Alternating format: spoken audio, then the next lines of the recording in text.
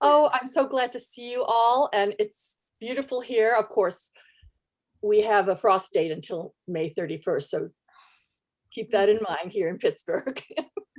But where are you all? You all have such diverse places that you're at right now. This is really great.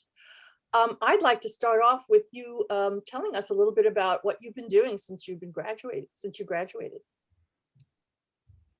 You want to start? Can we start with you, Julianna? You're up on my screen on the corner there, so I'll go with you first. Sure. Hi, everyone. I'm Julianna. If I never met you, after graduating, I decided to move to DC for a data analyst job. And then I fell into the Washington football team, former Redskins, and I auditioned for the team. And that's what I've been doing for the past year.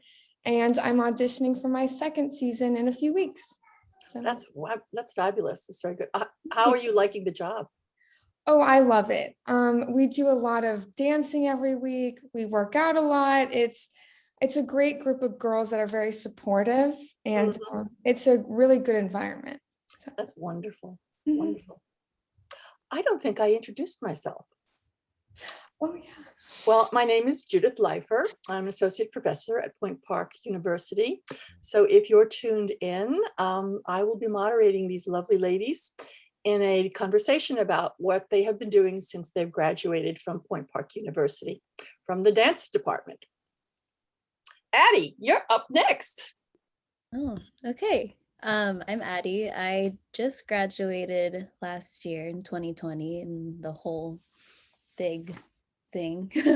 And since then I moved back home to Raleigh, and I've been working at the studio that I grew up in. I've been teaching there a lot. And also most recently I did a season, like a freelance season with Balletto Dance.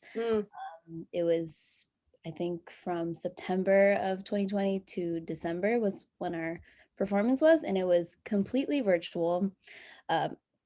Audition, rehearsals, and the performance was completely done over Zoom.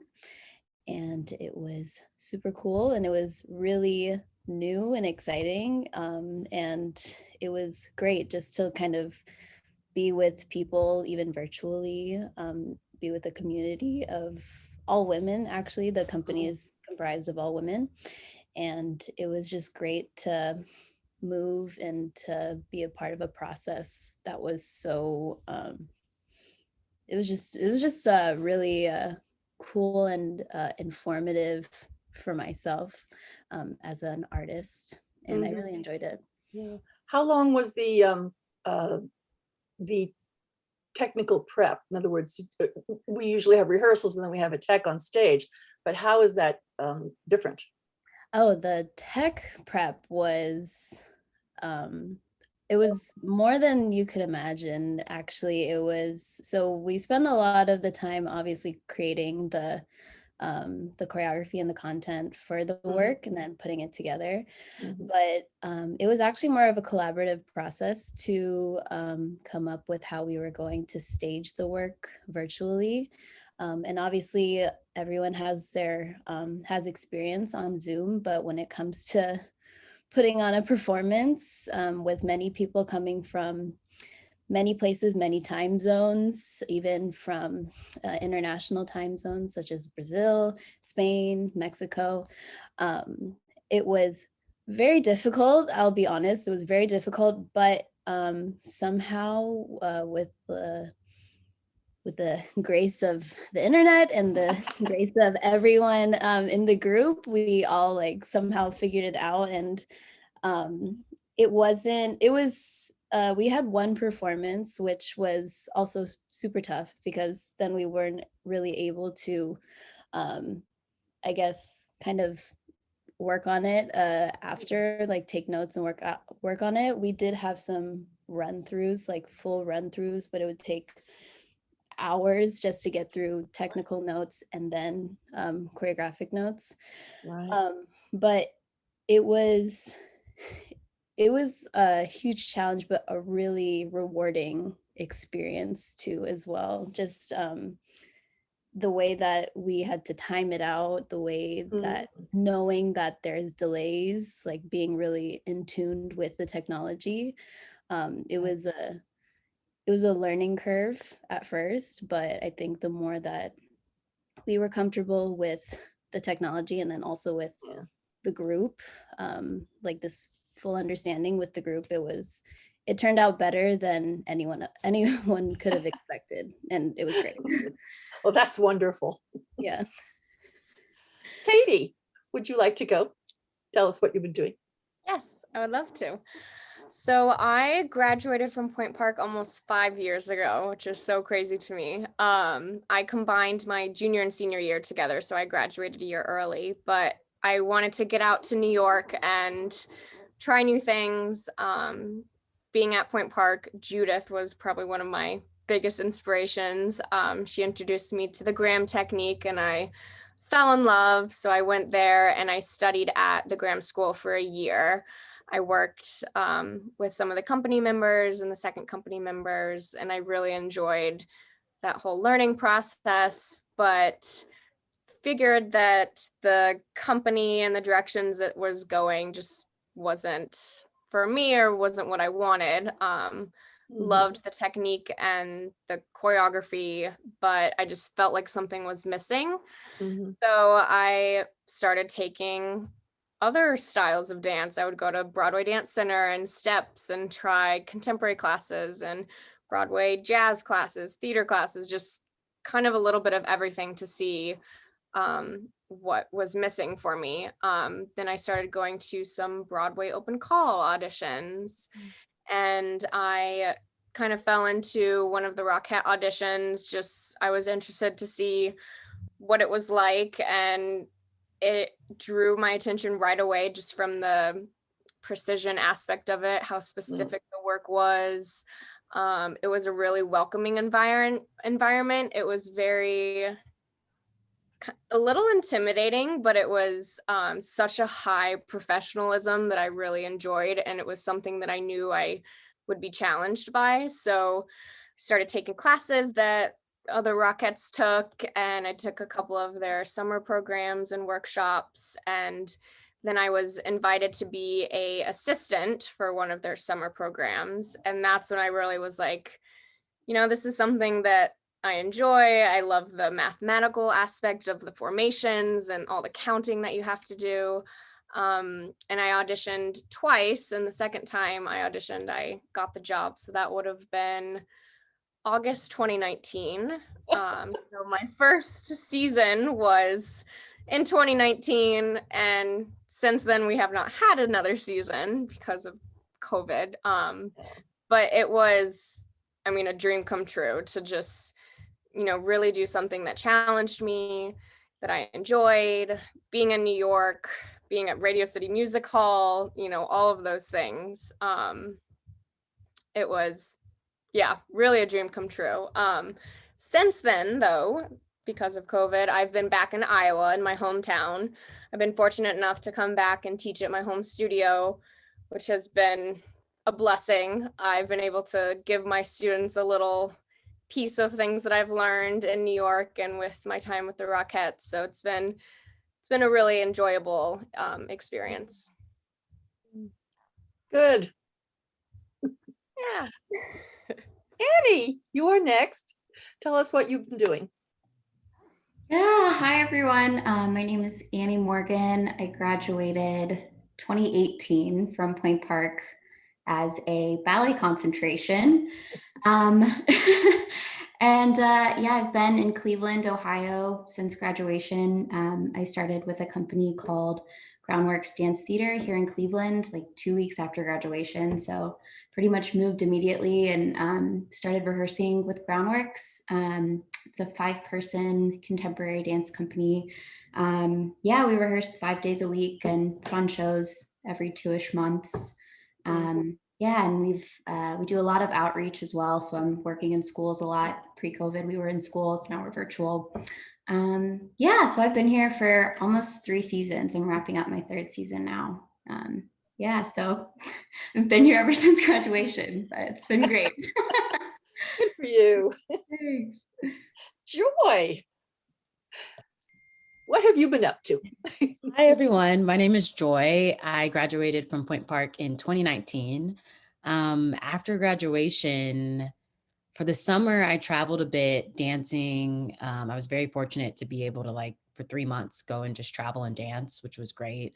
And then after that, I moved home for a bit and I got an email saying that a company in Nashville was looking for dancers. I went to the audition and I booked the job. So I moved here in October of 2019 and I joined New Dialect, where I'm a dancer. And then COVID hit. And then I kind of came back home for a bit during COVID. And right at the start of the top of the season, I came back to Nashville. And I guess you could technically call me a freelance dancer at this point. Mhm. And a dance teacher. I teach dance at a studio around here. So Sharing the wealth. yeah. Yes, I teach jazz dance, ironically enough. All right. Yes, but that's what I've been up to. Good, good. So, Julianna, I want to ask you something about your experiences with the NFL. How do rehearsals run? I know that there's a choreographer, but how explain that whole process, because I'm unaware of it. Sure. So with COVID, at the beginning, we had to do it all virtually. Yes. They would either send us a video with counts and music, and we had to learn it by the next practice, or we would do it in practice. So there's a pro cheer program, and they would choreograph these very difficult, fun, entertaining dances, and they would come teach it to us. Mhm. Or some of the older girls would choreograph, or the coaches. After learning it, they'll put us into groups and they'll make formations, they'll change things up, and it's really cool. It's a lot of fun, but it was kind of difficult at first over Zoom. Yeah.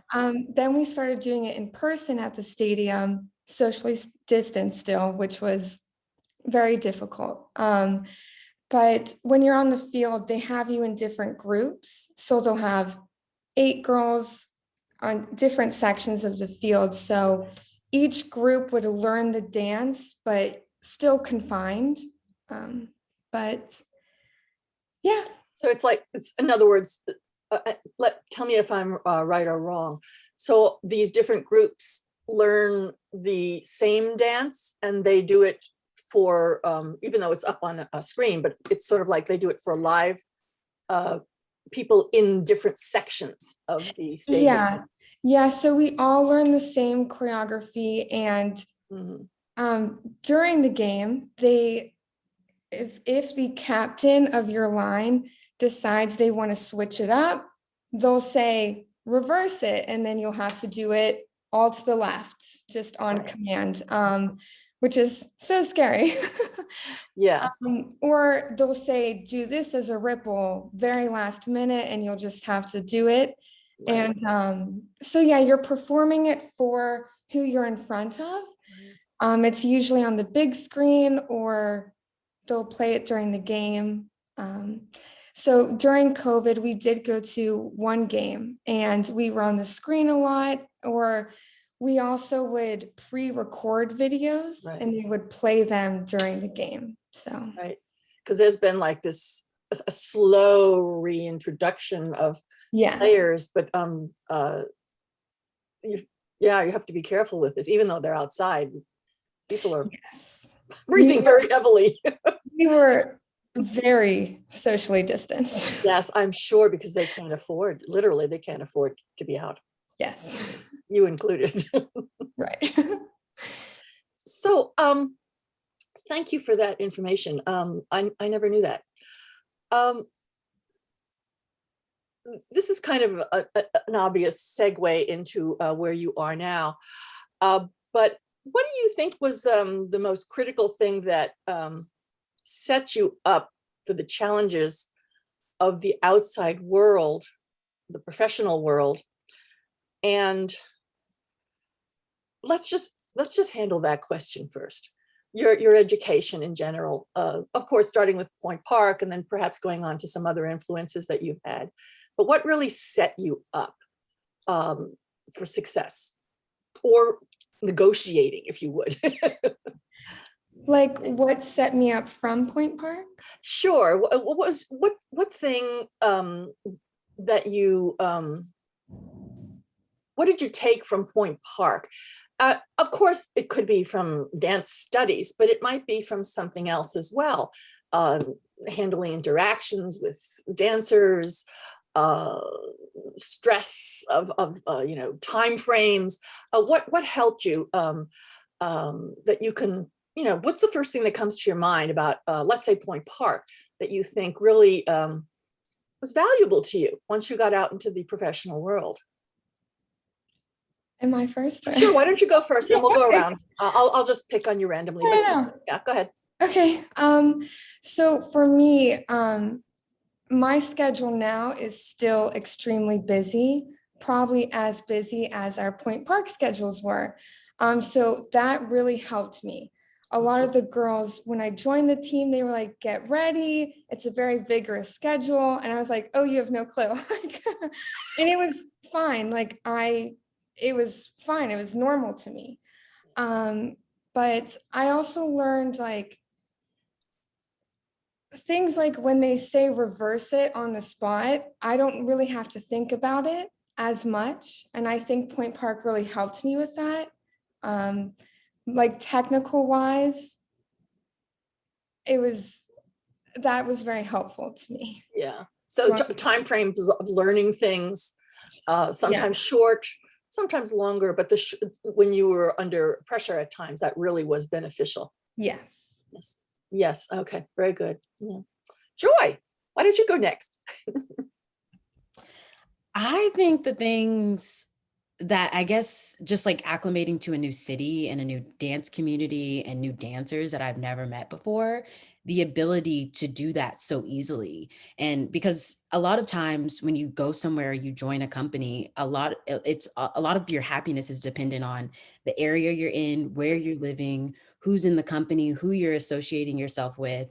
And so to be able to come to a new city that I knew nobody in and be comfortable now a year and a half later, even with COVID, was a huge testament to how I could adapt so easily. And I think Point Park, I mean, going to school in another city that wasn't my home and being around 200, 300, 400 dancers that I've never met before. And also just having to jump into a process with dancers, getting cast and jumping into a process with dancers I hadn't necessarily even talked to at the university definitely helps being in a company, because the cast are always changing. There's new choreographers coming in. And then also as a freelance dancer, that was in a company, but as a freelance dancer, being able to truly be like, this is what I want to do, and this is how I need to do it and get it done. I have to pay so-and-so for this, and I need to get this rent out a studio and go in there for this many hours, because I think that's how long it's going to take me to finish it. This is my due date to be done. And like the organization of really like being a freelance dancer,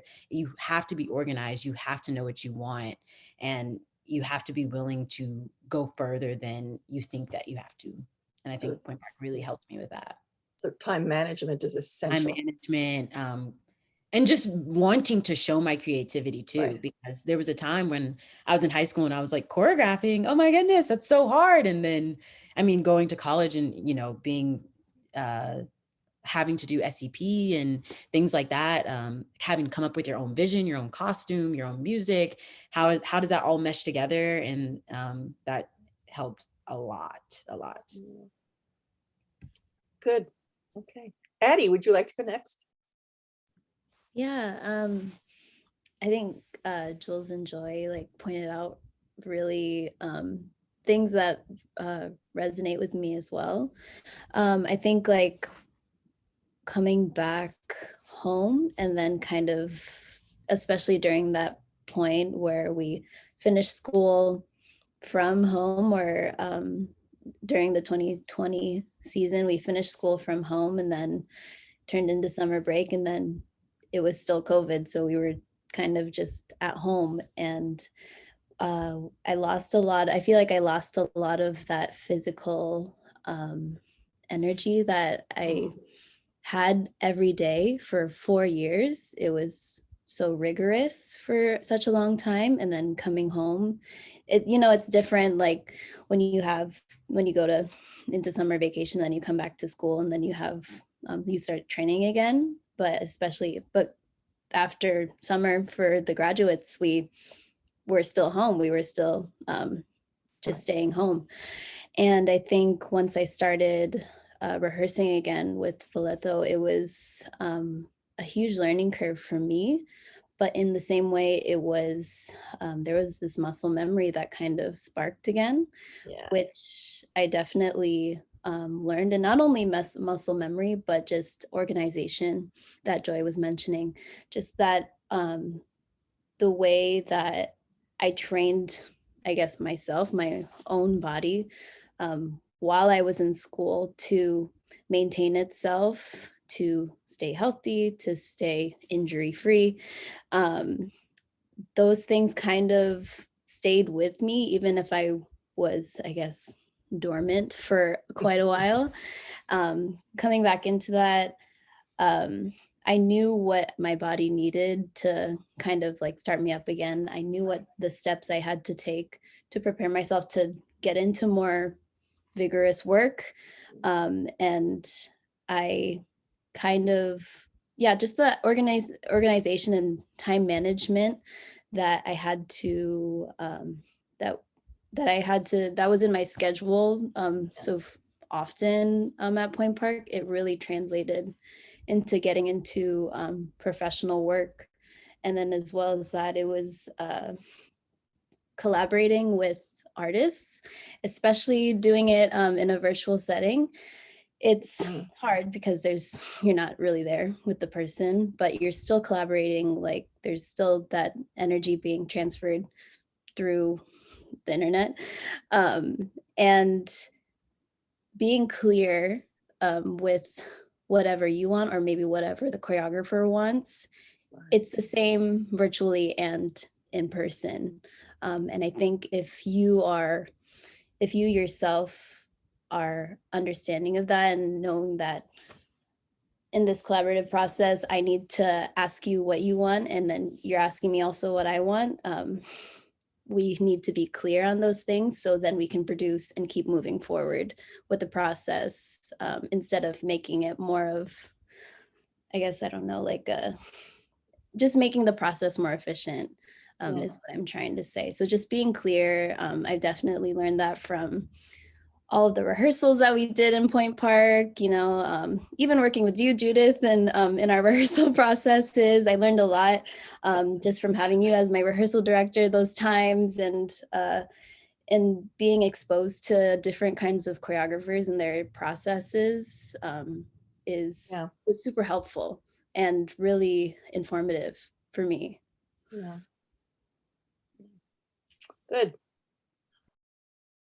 Katie, why don't you go next? I'm jumping around. Yeah. I would say, if I had to pick something that no one said yet, I would say the biggest thing would be versatility.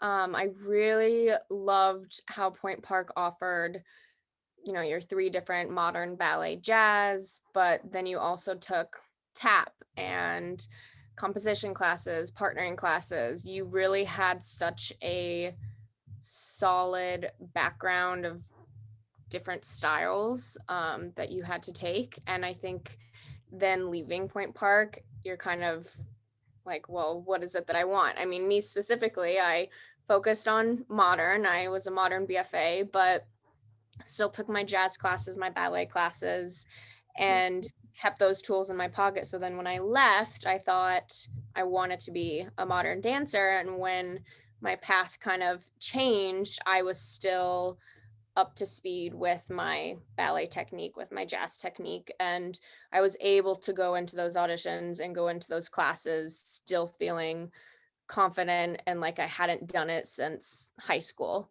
I felt like Point Park really had such a variety of classes, choreographers, teachers. So you weren't leaving just a ballet dancer, just a modern dancer. You really were well-rounded and prepared to do anything.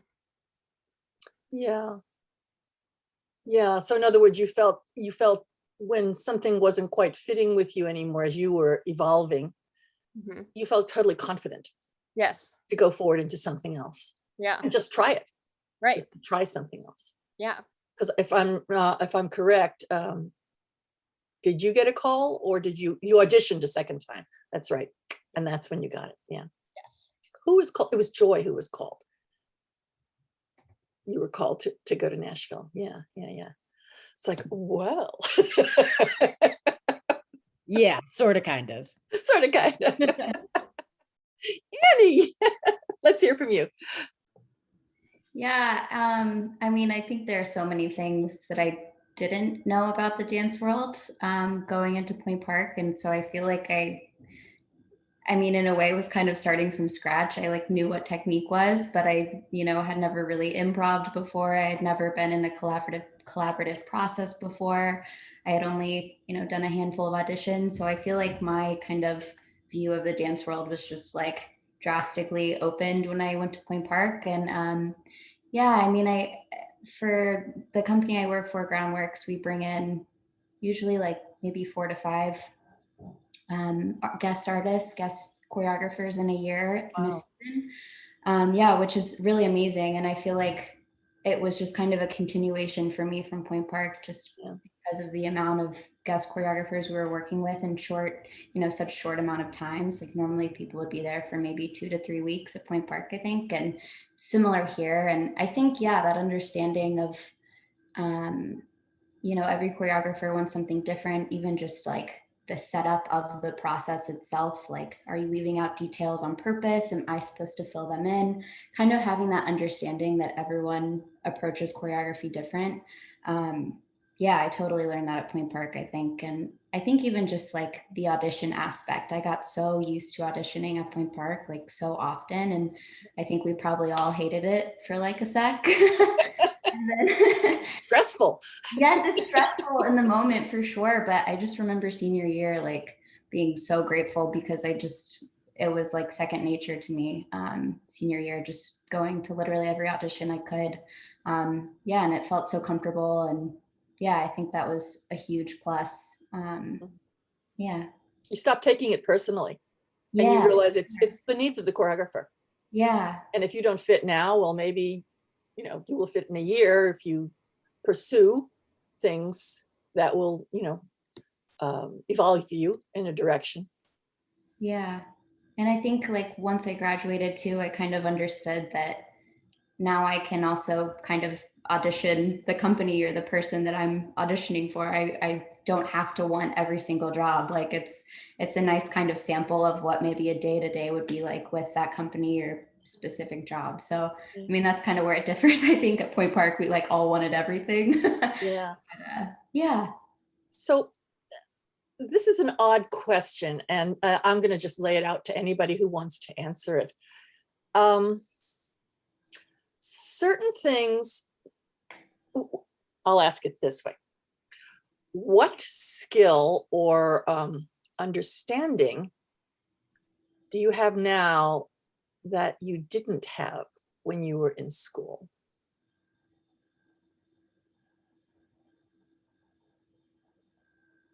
And I'm not talking about technique. Yes, Julianna. I'll go first. Sure.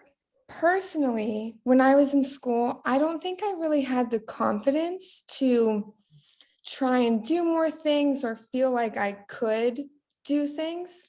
So I think I've definitely been more confident, and I don't know, because of COVID, we have to do Zoom and camera work all the time. And I think I've learned that skill very quickly. So Well, that really does it because you can't hide anything. you see All everything. out there. All out. Very good. I think for me, knowing that you can't force anything and what is truly for you will show up and be for you. I auditioned for, I think like 10 companies the semester that I was going to graduate. And I literally got my job because I went to Springboard and the director of Springboard knew my director at New Dialect, and she emailed her and was like, do you know any dancers who you think would be interested in coming and auditioning for the company? And I recently did something with Apple, a photographer. And the only way that I got that was because I knew somebody, a friend of a friend knew that photographer. So all the things that I tried so hard and forced to get, I never really ended up panning out. And the things that a friend knew, or somebody just saw me, or, you know, saw me at something, or saw me on somebody's page, or somebody tagged me, those are the things that were truly supposed to be for me. And they came to me when they were supposed to. So just knowing that, like, in school, I always felt like when I didn't get an audition, I was like, oh, I should have got it. I should have been in it. Or I should have got that. And it's like, no, you weren't meant, it wasn't meant for you at that time. And It's your opinion, not the choreographer's opinion. yeah. And it's like, what's for you, what's really meant for you, because there's a way that life works, and works individually for us, will come to you when it's meant to. Yeah. Anybody else have any thoughts on that? How about, well, the word that comes to my mind is using your intuition and your sensibilities interpersonally. Because I mean, choreographers are, when they're, you know, in the heat of something, I mean, you've choreographed, right? So when you're in the heat of it, I mean, your nerves are on the outside of your skin, right? And you're looking at everybody, and, you know, they're looking at you, waiting for you to do something. And, you just feel the pressure of it. How have you handled, or if you've experienced a situation where you knew you had to handle something right, either in a conversation, an interview, anything of that like that has ever come up?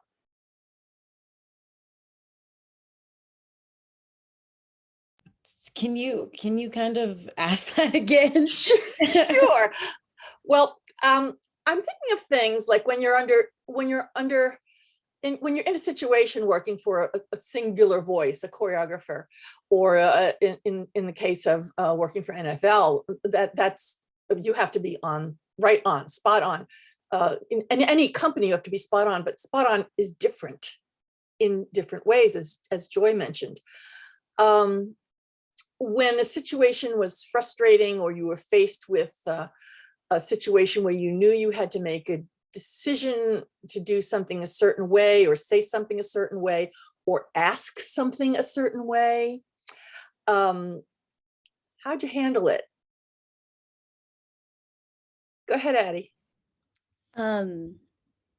Hopefully I answer your question. I think It can be understand general. what you're saying. I think, yeah.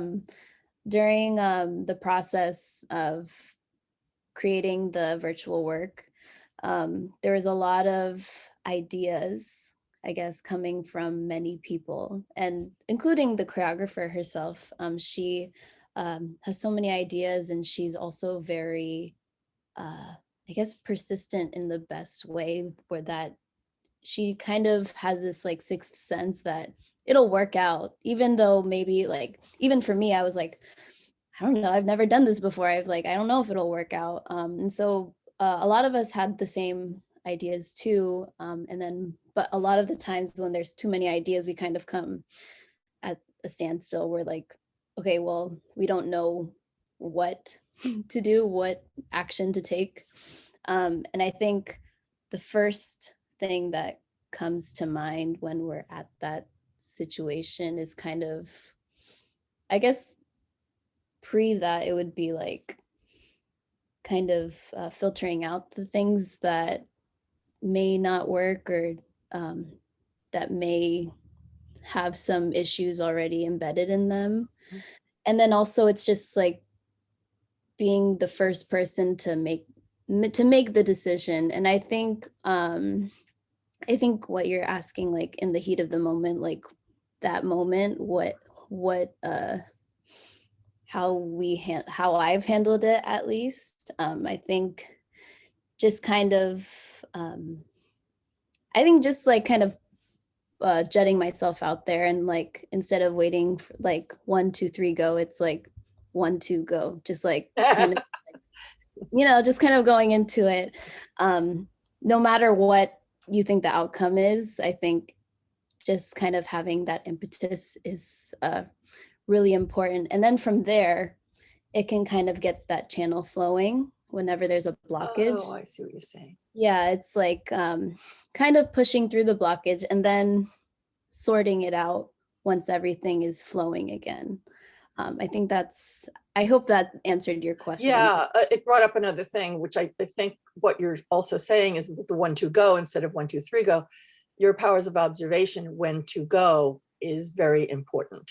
Yes. And particularly on virtual, when you're once removed, you're not in a room and you can't, really see or feel everybody's temperament. You just have to kind of like use your instincts on that. Yeah. Instincts are weird in general, especially on over the web, over the internet, because there's really nothing to go off of other than what your eyes are seeing in pixels. It's like there's not a lot of mannerisms or microaggressions that you could kind of feel out. It's just whatever is there, whatever is put in front of you, you just have to move off of it. You have to just work off of that. Right. And then look, you have a very open-minded choreographer. Yes. Yeah. It seems that way, at least. Yes. Yeah. So I know Joy has other interests. I took a look at her website. I've seen almost all of your websites or Facebook pages, et cetera, et cetera. I think I have 10 friends. No, I have more than 10 friends. Put a 0 on that. But, how, with your other interests, do they stay separate from your dance life, or are you finding they're somehow integrated? The things about your other interests, do they have things that are, how should I put this? Do they have qualities to them that actually help support your dancing? And does your dancing help your other interests? I mean, just tell me about your other interests. Go ahead, Katie. So I'll jump off that.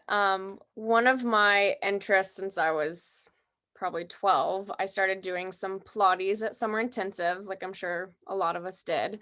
And throughout college at Point Park, I actually did Pilates private sessions with Doug, and he really sparked my interest on the teaching part of it. He was getting his certification. He was learning so much about his body and other bodies, and I just loved seeing that and hearing that. So I always kind of kept it in the back of my mind that down the road, maybe after my career or during, I would want to get a Pilates certification. And kind of in between the postmodern, getting into other styles, I was like, just feeling, uninspired. And I was like, this might be the perfect time. So I started, like I said, taking lots of other classes, including workout classes, Pilates classes, yoga, things to keep in shape. And there was a studio that I found in New York that had a Pilates training certification program.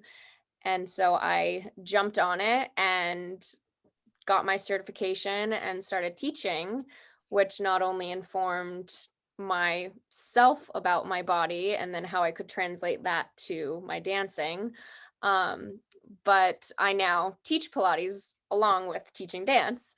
And it really has been something that meshes so well with, this love and passion that I do for life, but also gives me something different to teach and another passion that I know that will keep me going for however many years, hopefully a long time. Till you're 90. Yeah. Well, I mean, Doug, if we all take after him, then, but yeah, I've always been someone, other passions, family, friends are very important to me, but I've always been someone that dance and dance related things are very important to me. And I think it's just, as many of us can realize, that dance is just such a big part of our lives. And so it's been really nice and rewarding to have Pilates as another emphasis on that. Right. It's just, it's physical, but from a very different Yes. direction, comes from a different place. Yeah. More nurturing. Yeah. Self-care, as Yep. opposed to, I have to not lose myself as I make myself into what this choreographer wants. Yeah. Anybody else have any other interests that, go ahead. And I've gotten really into rock climbing or bouldering in the last like year and a half. And I've realized that it is so similar to dance. It's, of course, like major problem solving, but also extremely physical. So it kind of combines the two, which I've realized my dance job is like really 90%, I feel like, problem solving. I feel like half the time it's problem solving with the choreographer, with my colleagues about the choreography with me. So it's like, I feel like rock climbing is kind of, it makes me think of that a little bit. Yeah, but it's also like huge in community as well, which I feel like dance is. So yeah, it's really fun. And I feel like it's great cross training too. And it's like not too serious at all. It's kind of just a fun thing to do on the side, train your body a little bit, but nothing like, I don't compete or anything like that. So yeah, it's a fun little pastime. do you do this outside in various areas, or is this an indoor? Yeah, you can. I have a gym like 3 blocks down my street, or down from my house, which is awesome. But yeah, you can go outside. It's just a little bit more intense, I think, and kind of more of an effort. Yeah, so I just go to a gym, but it's really fun. I would think that, like as dancers, we're constantly thinking of our center of gravity. And if our center of gravity is off, well, nothing really works. You have to really force. You have to shift your center of gravity for rock climbing, don't you? Yeah, it definitely feels different physically. I don't know, Adie, I think rock climbs a little bit too, right? Yeah, it's huge, of course, on the upper body, but Yeah. I love it. It's so fun. Yeah, I can add a little bit to that in terms of the center of gravity. I think one thing, because I actually worked at a rock climbing gym a couple years ago, and I taught rock climbing techniques to little kids. Weird enough, that was just the job description. But I did learn a lot about the technique of climbing and the way to, I guess, to make or to efficiently get up the wall is kind of getting your center of gravity close to the wall. And it's in a way like in a different angle, kind of grounding yourself. Because obviously when we are on the ground, like on the horizontal plane, we are grounding ourselves at a lower level. And then once we are vertical on the wall, we are still trying to get as close to the wall, which could be in a different plane, the ground. Right. So we are technically still shifting ourselves into a more grounded place, just kind of just vertical and on the vertical aspect. And that's something I also I agree, like it's great cross training, and it teaches you a lot about your body and kind of informs you about creativity within your body, which is weird because we are already artists and dancers, but something that isn't necessarily an art form per se, can be still so a skill. Yeah, it's skill. It's definitely a skill. It's really interesting too. Makes me think of contemporary partnering. Yeah, that too. You might have a new view on contemporary partnering from rock climbing. So COVID has really affected everybody in an astounding way. And different places handle things differently. I know that all of you experienced some sorts of being on hiatus not being able to do what you do. How do companies handle that? Do you have to re-audition for them? Are you on furlough? I mean, how does that work? Because different companies do different things. I was just curious, since you're all in different kinds of companies. I mean, two of you are in contemporary companies, but yeah, how did that work out? And how did you move forward from that? Because now we're kind of opening up now. So how did you move forward from that as well?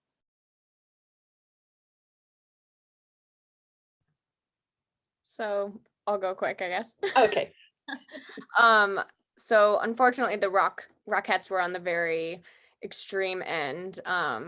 We perform at Radio City Music Hall, which is a huge venue, and we unfortunately were not able to have the show just for us dancers ourselves, but then also for the patrons. And they really waited, because last year around this time, I don't think anyone knew that we would be where we were today. So thankfully they kept us all on contract, all 80 women on contract through September 2021. But they said that they didn't know if a show was going to happen. They didn't know how it could happen. I think they tried to play out different scenarios, but then decided that last year could not happen. Now this year, they're kind of back in that position of looking at, can we even have the show? They really pushed all of us to get vaccinated, and they'll let us know as soon as possible if rehearsals can happen. But again, from the Radio City Music Hall aspect, are they able to seat 6,000 people? And if not, is it worth the revenue for ticket prices and all the sales and everything that comes with it? And we're so iconic to New York and Radio City that we can't do outside performances. We were kind of at. Oh, you're breaking up.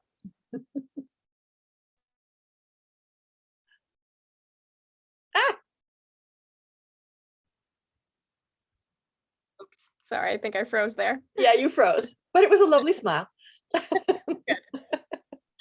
But yeah, so we're on pause, fortunately. Yeah, on pause. Okay, but you basically have your job back. That's what. Yeah. Well, if things survive, they've yeah. negotiated and said that they can't promise, but they are trying to do everything they can for us. Okay. Well, that's good to hear. Anybody else have anything to say concerning that? How that worked out, from the. Yeah, for us, I was really lucky. Most cheer teams didn't do a single thing, but our coach really pushed for us to still be part of the season. So we only got to go to one game, but for the other games, we videotaped and they played it during the games, and we got to do Zoom events where we got to talk to fans, or we did interviews, which was really cool. But we do have to re-audition every season anyway, so that is coming up soon. But I think it will be going up. Yeah, fingers crossed. But I think moving forward, they're pushing for us to get back into it, because where the stadium is in Maryland, the capacity keeps rising as people are getting their vaccines. Right. Well, people are anxious to get back to some sort of normalcy, and enjoy the things that they like to do. Right. Yeah. Anybody else have anything interesting to say concerning COVID, or anything at all that you'd like to share with us? We've got a couple. Sure. I'll speak a little bit on it. Okay. So I was literally with my company when everything happened. Yeah. My director was actually in New York studying work on Gibney at the time, and she was pregnant. So she was like, it's getting bad here. I have to come back. And the next day she came back, she was like, because we were working without her at the time, just within the company members. And she came back and she was like, it does not look good. So at that time, we stopped. We ended up still having a summer intensive virtually, but we have not been working in any capacity, unfortunately, compared to other companies who have decided to go the virtual route. My director had a baby, and I believe that's the company is still on her mind and her forefront. But I think being a mom during a pandemic is really her Oh my goodness. her first thought right now. So unfortunately, we haven't been working, but like I said, I've been a freelance dancer during this time, and I've been very, very lucky to get work and consistently get work. Nashville has a really small dance community. It's about it's New Dialect, who's contemporary, and it's Nashville Ballet, that's ballet, and those are the top companies here, and everybody else is kind of freelancing. It's tight knit, but growing, which is really cool. And it seems like, we have such a big music scene. We're Music City, Right. but it never seemed like before dance and music were collaborating, but now it seems like a bigger thing, dancers being able to be in music videos that are being filmed here and things like that. I just did something with Apple, which was really cool. And I actually got to be in a live show choreographed by a New Dialect dancer here in the area that was socially distanced. Wow. So we kind of did an installation style where we had like 3 kind of sections and people were allowed to walk around. And so people didn't have to sit in a seat. They were able to walk around and keep their distance from each other, which was great and really cool to be in a space again with everybody's energy. Virtual is great, and being able to film and put things on dance on film. It's really cool and very interesting, but there's just nothing like being in the energy of other people and being in a live show. So I've been very fortunate during this time, but I know that everybody hasn't. And in one way I had to say kind of like goodbye or see you later to my full-time job, but found out that I could freelance and I could do it. And I never thought at the start of my career, I would be freelancing. Never, ever thought that. I thought towards the end of my dance career, I'll freelance for a little bit, but you can do it. If I can do it, you can do it. So everybody's capable. I guess for some of you, the thing is that keep your mind open. Keep your mind open, because you never know. I mean, you're dealing with annual contracts for huge concerns, and even small companies. They have openings. The larger the company, the more organized it has to be in a way, so that dancers are always available when choreography and gigs are available. Yeah. So Annie, you have been performing live? Yeah, it was wild when the pandemic hit. We had a couple of months, or we had, short shows, of course, planned that couldn't happen. But we started rehearsing over the summer virtually. And then we were lucky. We did a couple series of drive-in shows. So we had like maybe 20, 30 cars parked in a circle, and we would dance in the middle and they'd shine their headlights. So that was a unique scenario to perform in. But yeah, I mean, we're in Cleveland, so that can only last for so long because of the weather. So we switched to virtual for, the past couple months. And then, yeah, we're starting to rehearse back for live shows again, to be outside. So right now it'll stay solely outside, which is kind of nice. And, it's really nice to perform outside. So I'm kind of cool with it. Yeah, so that's we only know kind of the plan through the summer, which is outdoors. But yeah, we'll see what happens after that. Yeah. Cleveland's only about an hour from here, if that. Yeah, it's 2 hours on the dot. It's awesome. I'm in Pittsburgh all the time. Send me info. Yes, come. We have a beach. We're on Lake Erie. Nice. I will try. Send stuff. I will. I will, Judith. Well, do you have any parting words for our freshmen, sophomores, and juniors, and graduating seniors? A quick little quip that you can provide them with. Yeah, Go I'll ahead. When I got out of school, or when I was in school, I thought that being in a huge company or being in the best company, what was considered a good company, was what was going to make me happy. And in reality, it wasn't, and it's not. And I still don't know what's going to make me happy. I'm on a journey. So I thought I wanted to do this, or I thought I wanted to do that. And whatever, life is taking me on has made me so content and so happy. I'm in a small little dance community. I never thought I would be in an area like Nashville, but like, if whether it's going to an area or going to a specific company, make sure you love it. Don't go just because it has a name or because somebody told you to. Go experience it and really like do dance that you love. And if that means creating it yourself or being in a really small company, make it work, because being in a big company doesn't mean anything if you're not happy. So go where you're happiest is what I say. Make your own way. Go ahead, Adie. Just I guess the short thing is that it's kind of what Julianna was saying earlier about like confidence. I think I realized that, and I think everyone does, like, I think we all have tools and skills. Maybe we don't have all the same tools and skills as the next person, but we all have tools and skills that are really unique to us and that are valuable to someone. And kind of stemming off what Joy was saying too, like if it's what is for you, I truly believe that what is for you will come to you. And it is whatever is out there for you that's specific to your toolbox and to your skills. I'm very optimistic and hopeful that it will come for you, just as long as you're willing to. So that's my Excellent. Yes. Well, thank you so much, ladies. This has been such a joy. I can't tell you, when I saw all your names on there, I thought, oh, good, it's a party. You're all just doing, you're on your way. That's all I can say. You are on your way. Put one step in front of the other and just keep your eyes open and see what the world has to offer you. Grab it. Thank you very much for this. It was a pleasure to speak with you all.